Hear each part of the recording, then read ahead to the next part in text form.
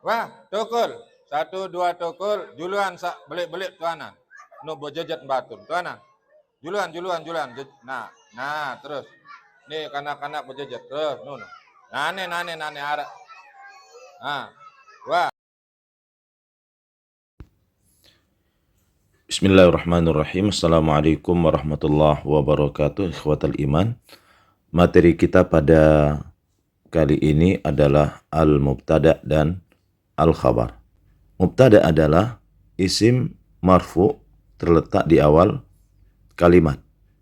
Sedangkan khabar ialah isim marfu terletak setelah mubtada yang menyempurnakan makna mubtada itu sendiri.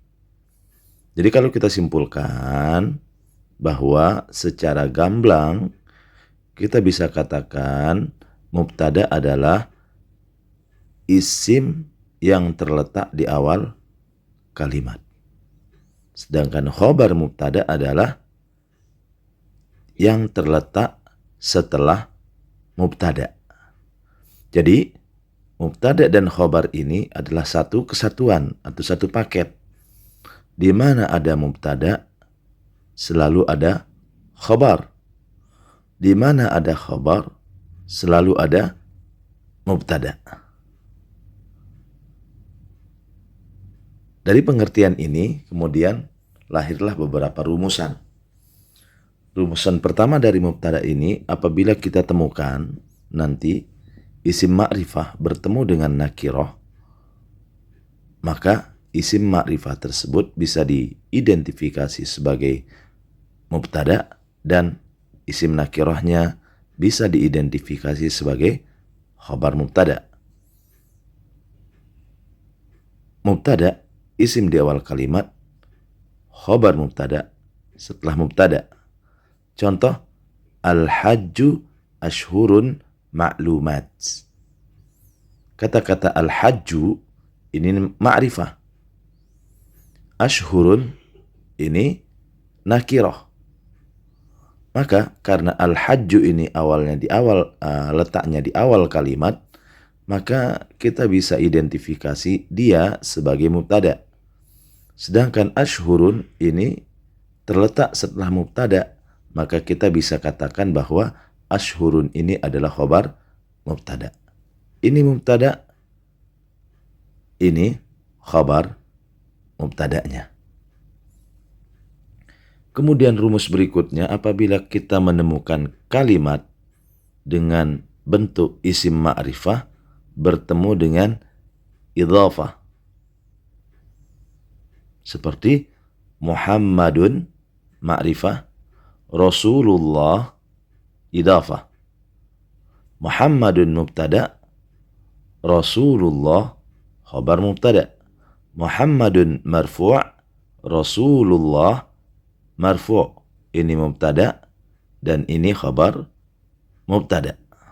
Ini mubtada Muhammad dan Rasulullah khabar mubtada. Pada rumusan berikutnya ya adalah termasuk dari rumusan mubtada apabila kita menemukan isim ma'rifah bertemu dengan jumlah ismiyah. Jumlah ismiyah itu adalah kalimat yang diawali oleh isim. Kalimat yang diawali oleh isim. Seperti ulaika ma'wahum jahannamu. Ulaika ma'wahum jahannamu. Ulaika ini termasuk ma'rifah. Isim isyarah. Ma'wahum jahannamu, kalau kita ambil dari kata ma'wahum jahannamu, ini adalah kalimat yang diawali oleh isim, maka disebut jumlah ismiyah. Apabila ada ma'rifah bertemu dengan jumlah ismiyah, maka ma'rifahnya bisa diklaim sebagai mubtada, sedangkan jumlah ismiyahnya itu bisa diklaim sebagai khabar mubtada. Ulaika ma'wahum jahannamu.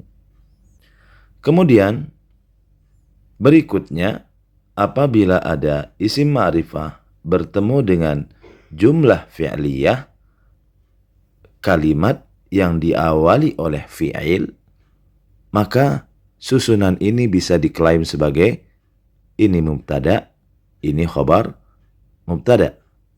Allahu yastahzi'u bihim. Allah isim di awal kalimat sebagai mubtada, yastahzi'u ini jumlah fi'liyah, kalimat yang diawali oleh fi'il. Ini bisa diklaim sebagai khabar mubtada. Kemudian rumusan berikutnya adalah apabila kita menemukan isim ma'rifah bertemu dengan jar dan majrur, maka isim ma'rifah ini bisa diklaim sebagai mubtada, sedangkan jar majrur bisa disebut sebagai khabar mubtada. Contoh, alhamdulillahi rabbil alamin. Alhamdu mubtada, lillahi khabar mubtada. Rumus berikutnya adalah apabila kita menemukan isim ma'rifah bertemu dengan zaraf, kata keterangan tempat maupun waktu, maka ini bisa diklaim sebagai mubtada dan zarafnya, keterangannya bisa diklaim sebagai khabar mubtada. Contoh, Aliyun amamal masjidi.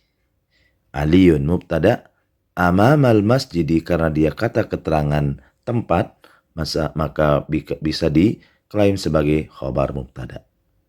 Jadi kalau kita lihat semua rumus-rumus yang ada, maka setiap ada isim di awal kalimat itu bisa disebut sebagai mubtada, sedangkan khabar mubtada itu setelah mubtada. Beberapa contoh berikut ini adalah bagian dari contoh mubtada khabar. Kita lihat al-kutubu nafi'atun. Al-kutubu dengan jelas kita bisa melihat bahwa ini jenisnya isim. Nafi'atun isim. Hanya saja al-kutubu isim ma'rifah, nafi'atun isim nakirah. Al-kutub keterangannya mubtada yang marfu, tanda marfu'nya adalah dhammah karena termasuk jamak taksir. Sedangkan nafi'atun sendiri adalah khabar mubtada yang marfu dan tanda marfu'nya adalah dhammah karena termasuk isim mufrad. Contoh berikutnya adalah al-ummahatu madrasatul ummah. Al-ummahatu mubtada, madrasatul ummati khabar mubtada. Al-ummahatu mubtada marfu, tanda marfu'nya dhammah, madrasatul ummati marfu, tanda marfu'nya dhammah, dan madrasah mudhaf, al-ummati mudhafun ilaih. Akhuka ilmuhu wasi'un. Ini juga bagian dari contoh mubtada dan khabar.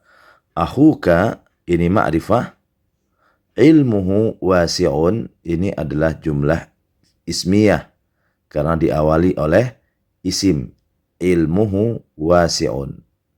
Maka kita bisa klaim bahwa akhuka ini di keterangannya dijelaskan akhuka mubtada, marfu, tanda marfu'nya wawu karena al-asma al-khamsah. Sedangkan ilmuhu wasi'un khabar mubtada fi mahalli raf'in, ya, fi mahalli raf'in pada posisi yang marfu karena termasuk jumlah ismiyah. Contoh berikutnya adalah al-kafiruna ya'buduna al-asnam. Al-kafiruna mubtada, ya'buduna khabar mubtada. Al-kafiruna ma'rifah, ya'buduna ini jumlah fi'liyah. Maka diklaim al-kafiruna ini, al-kafiruna sebagai mubtada yang marfu, tanda marfu'nya wawu karena termasuk jamak mudzakkar salim. Sedangkan ya'buduna khabar mubtada fi mahalli raf'in karena termasuk jumlah fi'liyah. Contoh berikutnya diambil dari Quran surah Al-Imran ayat 60. Al-haqqu min rabbika fala takum minal mumtarin. Al-haqqu di sini karena di isim di awal kalimat maka bisa diklaim sebagai mubtada yang marfu, tanda marfu'nya dhammah karena termasuk isim mufrad.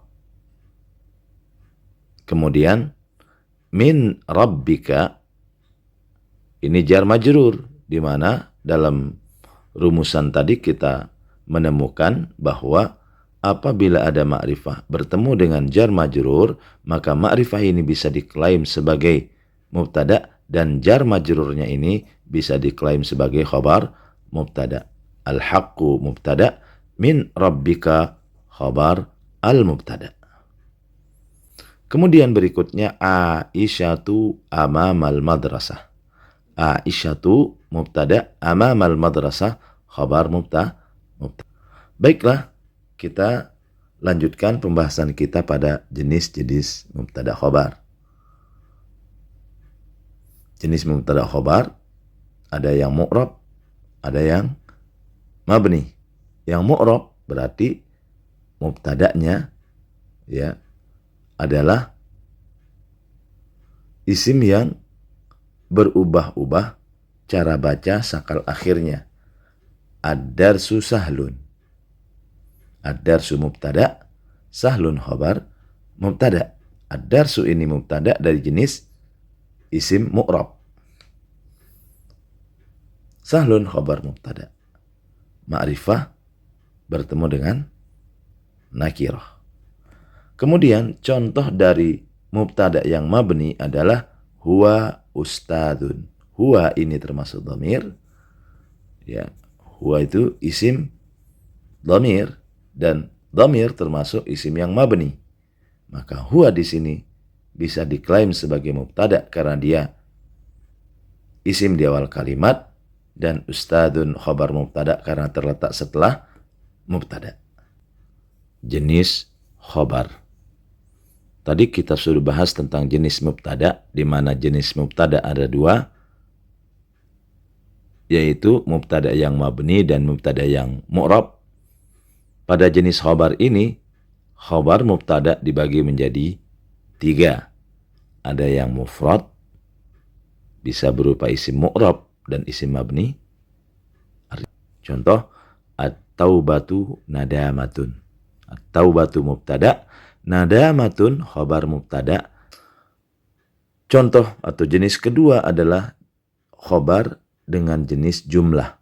Bisa berupa jumlah ismiyah, bisa berupa jumlah fi'liyah. Yang khabar dari jumlah ismiyah contohnya Aliyun abuhu tajirun.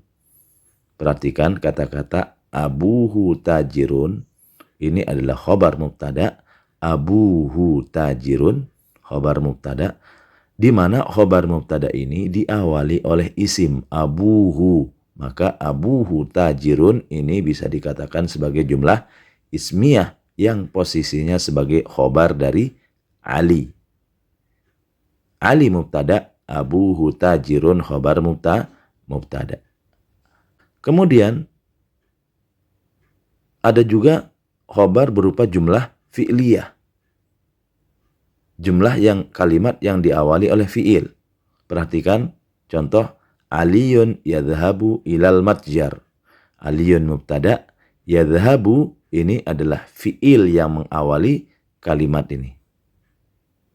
Jadi kalau dibagi dua, ini Ali bagian pertama yaitu mubtada, yadhabu ilal matjar ini adalah bagian kedua yaitu khobar. Nah, khobar ini karena diawali oleh fi'il disebutlah dia sebagai khobar dengan jenis jumlah fi'liyah.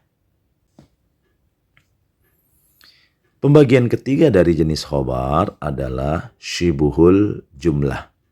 Biasanya terdiri dari jar majrur dan zaraf. Contoh jar majrur, anta fil ma'hadi. Mohon konsentrasi pada fil ma'hadi. Kalau anta ini kan isim dhamir. Isim di awal kalimat disebut mubtada. Fil ma'had ini bisa diklaim sebagai khabar mubtada dari jenis jar majrur. Kenapa disebut khabar mubtada? karena dia terletak setelah mubtada. Jadi khobar mubtada itu bisa berupa syibhul jumlah, yaitu jar majrur. Anta fil ma'had. Kemudian termasuk syibhul jumlah juga adalah zaraf, kata keterangan tempat atau kata keterangan waktu. Contoh, al-mudarrisu amamal ma'hadi. Al-mudarrisu mubtada, amamal ma'hadi khobar mubtada. Nah, di tengah. Nih Bapak tuh. Nah, menu. Wah, tukul. 1, 2 tukul. Juluan belik tuanan. No bojajet batun. Tuanan. Juluan. Nah, terus. Nih kanak-kanak bojajet. Terus, no. Nane arah. Nah. Wah, dende bojajet lalu, wah.